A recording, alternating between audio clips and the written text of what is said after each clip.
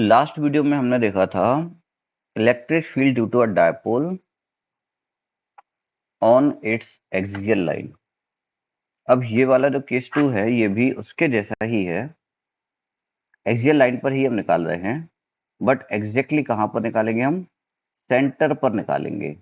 मतलब ये minus charge, ये प्लस चार्ज, इनके बिल्कुल बीच में निकालेंगे हम। इस पॉइंट को नाम दिया हमने O।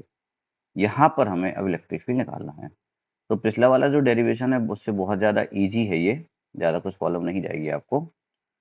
तो O सेंटर पॉइंट हो गया, O से माइनस चार्ज तक का डिस्टेंस हो गया L, और O से ही Q पॉजिटिव चार्ज का भी डिस्टेंस भी हो गया L। तो ये दोनों डिस्टेंस कितने हो गए? L L हो गए। ओके, तो अब यहाँ पर हमें दोनों की इलेक्ट्रिक फील्ड देखना है। तो पहले हमने लिया E1। E1 is the electric field due to minus Q charge at O। तो देखो नेगेटिव चार्ज जो होता है वो इलेक्ट्रिक फील्ड कैसी बनाता है? इनवर्ट बनाता है। तो ये इस डायरेक्शन में बनाएगा E1, ये यहाँ पर क्या बनाएगा? E1 बनाएगा। तो इसका फॉर्मूला भी बना लेते हैं। तो ये हो जाएगा KQ/L², क्योंकि डिस्टेंस यहाँ पर कितना है? L है।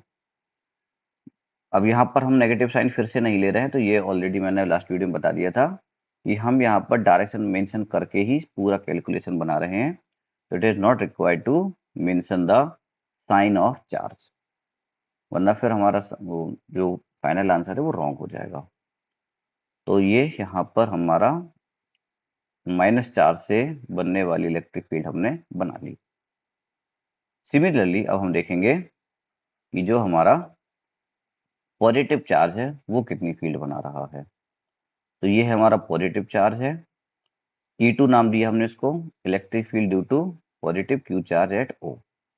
ओके, तो यहाँ पर पॉजिटिव चार्ज अपने से दूर इलेक्ट्रिक फील्ड बनाता है, तो वो दूर बनाएगा, मतलब इसी डायरेक्शन में बनाएगा, इसी डायरेक्शन में बनाएगा, क्योंकि ये इसके लिए दूर है ना, ये इसको दूर बना रहे हैं, अपने आप से आउटवर्ड डायरेक्शन में बना रहा है।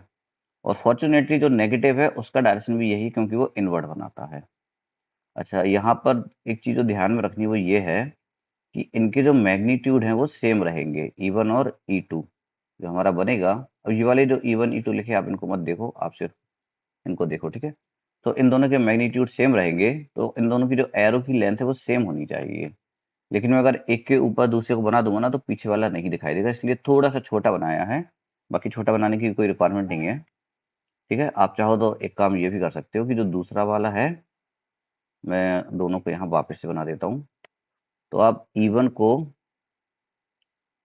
ऐसा बना दो और E2 को थोड़ा सा नीचे ऐसा बना दो, ठीक है। तो लेंथ भी सेम हो गई और डायरेक्शन भी यहाँ पर मेंशन हो गया। इसका फॉर्मूला भी हमारा कुछ यही बनने वाला है, तो KQ/L²। अब देखो दोनों का डायरेक्शन सेम है, तो नेट इलेक्ट्रिक फील्ड निकालने के लिए हमें अब सिर्फ क्या करना है? दोनों को ऐड कर देना है। तो नेट इलेक्ट्रिक फील्ड हमारी जो E है वो क्या हो जाएगी? वो हो जाएगी हमारी E1 plus E2। That's all. तो E1 का फॉर्मूला लिखा हमने KQ/L², E2 का फॉर्मूला लिखा KQ/L², दोनों ऐड हो जाएंगे तो हो जाएगा 2KQ/L²। अब यहाँ पर शॉर्ट डायपोल वगैरह तो का तो कुछ है ही नहीं, बिकॉज आर कहीं पर इंट्रोड्यूस करने की नौबत ही नहीं आई हमें, इसलिए ये चाहे शॉर्ट डायपोल बोले या कोई भी डायपोल बोले, यही उसका फॉर्मूला बन जाएगा। अब नेक्स्ट वीडियो में हम देखेंगे ऑन इक्वेटोरियल प्लेन।